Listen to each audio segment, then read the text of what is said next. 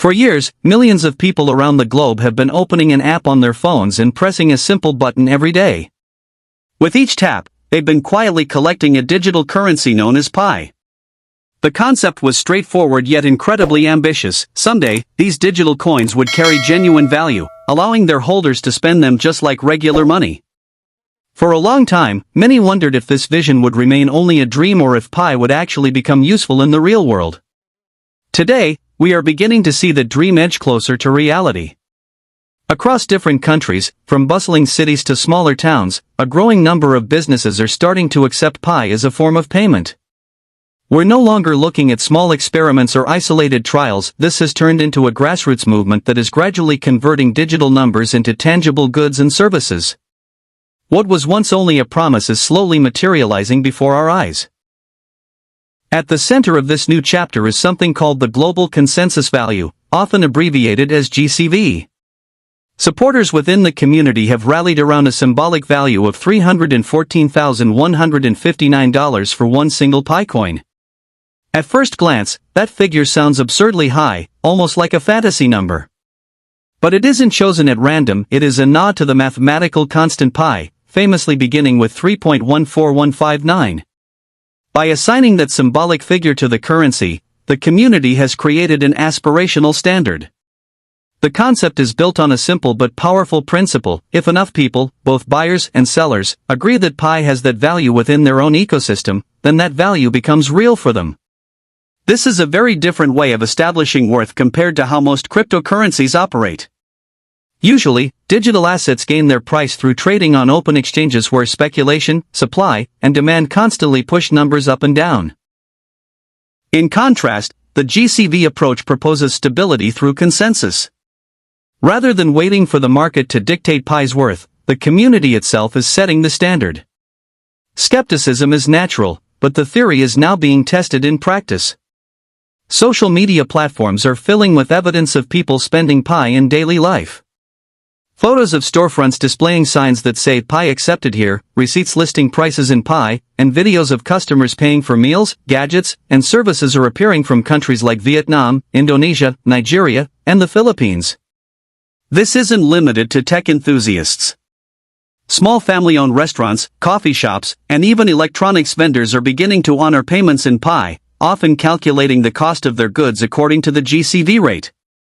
The fact that this is happening across such diverse regions highlights the global appeal and the community-driven momentum behind the project. Of course, things become more complicated when we compare what's happening inside the Pi ecosystem to the numbers listed on external exchanges. If you look at platforms such as Bitmart or Huobi, you may see Pi tokens being traded for a few dollars each, fluctuating like other cryptocurrencies.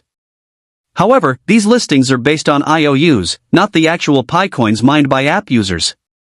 At this stage, the official Pi network still operates in what is called the enclosed mainnet, which can be thought of as a protected, walled-off environment. Real transactions with mined Pi occur only within this ecosystem. Any exchange activity outside of it is not officially sanctioned and does not connect to users' real Pi wallets. The external prices are speculative, essentially bets on what Pi might be worth once it eventually transitions into the Open Mainnet. Within the enclosed network, though, the real action is happening. For many early adopters, known as pioneers, the ability to spend Pi is proving to be a major reward after years of persistence. These users have been tapping that button daily, collecting hundreds or even thousands of coins without spending traditional money. Now, when vendors recognize Pi at the GCV rate, these pioneers suddenly find themselves holding significant purchasing power. Stories have emerged of people buying phones, laptops, and even vehicles with their accumulated coins. For one student in the Philippines, the opportunity to purchase a high-end laptop using a tiny fraction of his mined Pi wasn't just a purchase, it was a life-changing upgrade that expanded his opportunities for study and work. For him and many others, Pi has transformed from a theoretical project into a tool with direct, meaningful impact. On the merchant side, Pi offers distinct advantages as well. Payments happen on a blockchain, directly from one person to another, which removes the need for banks, credit card companies, or payment processors to take a cut. This makes transactions cheaper and faster. A shop owner in Nigeria who began accepting Pi for meals found that her restaurant quickly became a popular gathering point for local pioneers, turning her decision into a savvy business move. By tapping into a new community of enthusiastic customers, she gained both sales and visibility. This shows the potential of Pi to build local microeconomies while lowering costs for sellers. But like any new system, challenges are present. Without the consumer protections built into traditional banking and credit card systems, buyers can sometimes face risks. A few stories highlight unfortunate cases where people sent Pi to online sellers and never received the promised product.